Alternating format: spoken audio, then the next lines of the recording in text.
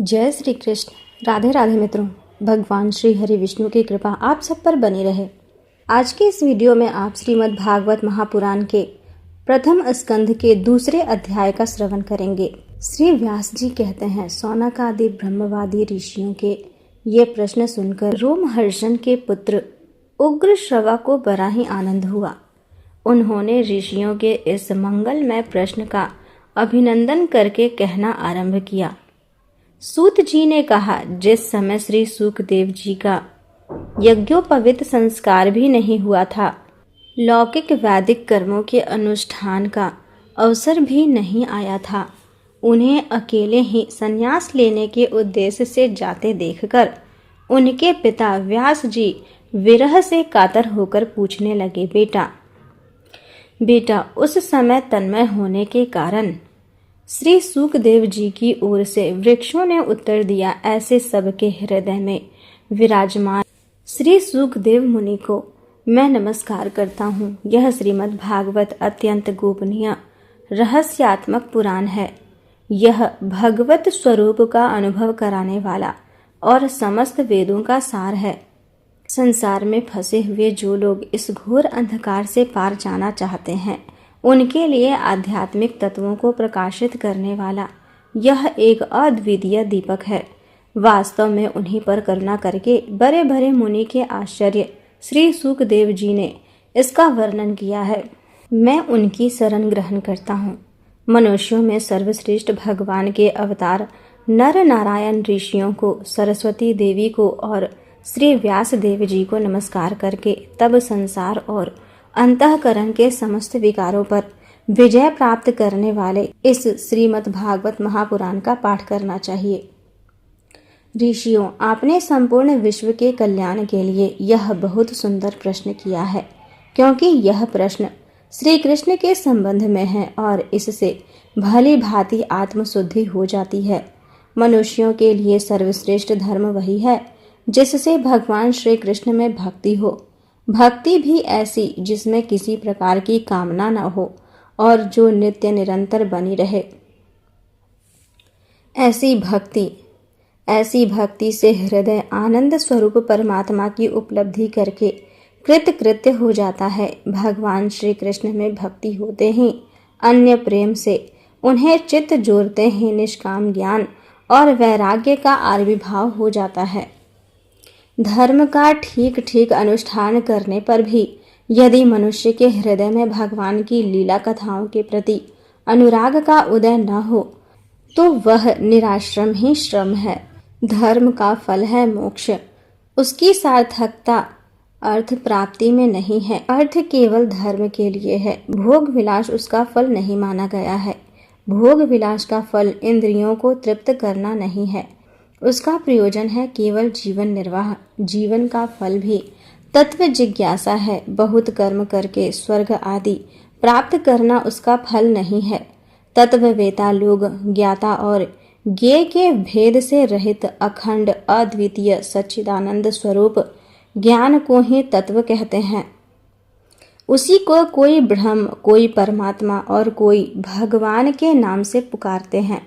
श्रद्धालु मुनिजन भागवत श्रवण से प्राप्त ज्ञान वैराग्य युक्त भक्ति से अपने हृदय में उस परम तत्व रूप परमात्मा का अनुभव करते हैं। सौनक आदि ऋषियों, यही कारण है कि अपने अपने वर्ण तथा आश्रम के अनुसार मनुष्य जो धर्म का अनुष्ठान करते हैं, उनकी पूर्ण सिद्धि इसी में है कि भगवान प्रसन्न हो।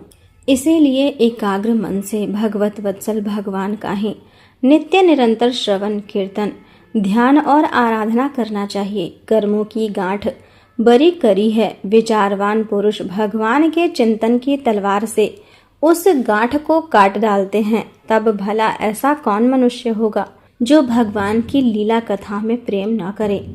सौनक आदि ऋषियों, पवित्र तीर्थों का सेवन करने से महत सेवा, तदंतर श्रवण की इच्छा, फिर श्रद्धा, तत्पश्चात भगवत कथा में रुचि होती है।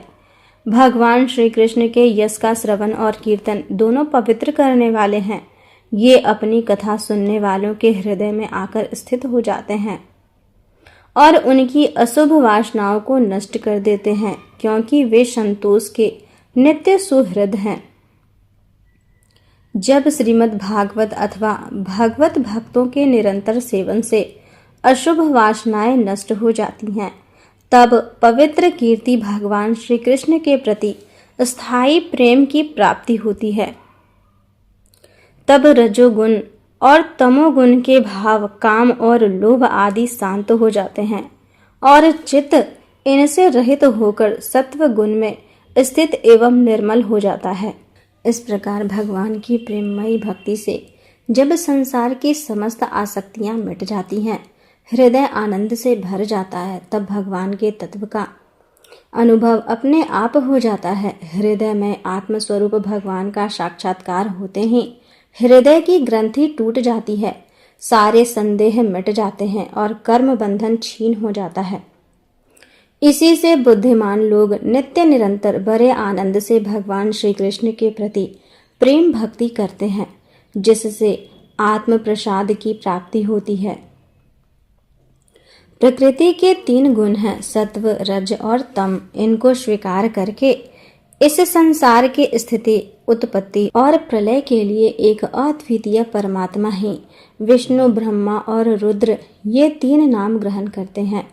फिर भी मनुष्यों का परम कल्याण तो सत्व गुण स्वीकार करने वाले श्री हरि से ही होता है। जैसे पृथ्वी के विकार लकड़ी की अपेक्षा धुआं श्रेष्ठ है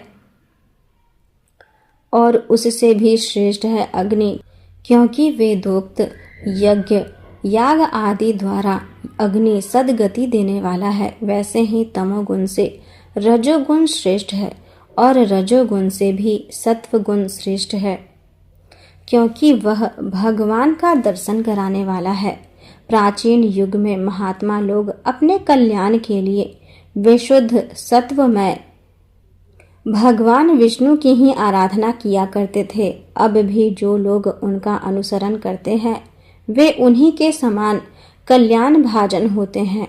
जो लोग इस संसार सागर से पार जाना चाहते हैं, वे यद्यपि किसी की निंदा तो नहीं करते, न किसी में दोष ही रखते हैं, फिर भी घोर रूप वाले तमोगुण, रजोगुण, भैरव आदि भूतपतियों की उपासना न करके सत्वगुणी विष्णु भगवान और उनके अंश कला स्वरूपों का ही भजन करते हैं। परंतु जिसका स्वभाव रजोगुणी अथवा तमोगुणी है, वे धन, ऐश्वर्य और संतान की कामना से भूत, पितर और प्रजापतियों की उपासना करते हैं, क्योंकि इन लोगों का स्वभाव उनसे मिलता जुलता होता है। वेदों का तात्पर्य श्री कृष्ण में ही है, यज्ञों के उद्देश्य श्री कृष्ण ही हैं, योग श्री कृष्ण के लिए ही किए जाते हैं और समस्त कर्मों की परिसमाप्ति भी श्री कृष्ण में ही है। ज्ञान से ब्रह्म स्वरूप श्री कृष्ण की प्राप्ति होती है। तपस्या श्री कृष्ण की प्रसन्नता के लिए ही की जाती है। श्री कृष्ण के लिए ही धर्मों का अनुष्ठान होता है और सब गतियां श्री कृष्ण में ही समा जाती हैं। यद्यपि भगवान श्री कृष्ण प्रकृति और उनके गुणों के अतीत हैं, फिर भी अपनी गुणमयी माया से जो प्रपंच की दृष्टि से है और तत्व की दृष्टि से नहीं है, उन्होंने ही सर्ग के आदि में इस संसार की रचना की थी। वे सत्व, रज और तम तीनों गुण उसी माया के विलास हैं। इनके भीतर रहकर भगवान इनसे युक्त सरीखे मालूम पड़ते हैं। वास्तव में तो वे परिपूर्ण विज्ञानानंद घन हैं। अग्नि तो वस्तुतः एक ही है, परंतु जब वह अनेक प्रकार की लकड़ियों में प्रकट होती है, तब अनेक सी मालूम पड़ती है। वैसे ही सबके आत्मरूप भगवान तो एक ही हैं, परंतु प्राणियों की अनेकता से अनेक जान पड़ते हैं। भगवान ही सूक्ष्म भूत, तन मात्रा, इंद्रिय तथा अंतःकरण आदि गुणों के विकार भूत भावों के द्वारा नाना प्रकार की योनियों का निर्माण करते हैं और उनमें भिन्न भिन्न जीवों के रूप में प्रवेश कर उन योनियों के अनुरूप विषयों का उपभोग कराते हैं, वे ही संपूर्ण लोकों की रचना करते हैं और देवता, पशु, पक्षी, मनुष्य आदि योनियों में लीलावतार ग्रहण करके सत्व गुण के द्वारा जीवों का पालन पोषण करते हैं। इस प्रकार श्रीमद् भागवत महापुराण के प्रथम स्कंद का 2वां अध्याय पूर्ण हुआ। आगे की कथा सुनने के लिए मेरे वीडियो को लाइक करें, अपने दोस्तों के साथ शेयर करें तथा मेरे चैनल को सब्सक्राइब करें। धन्यवाद।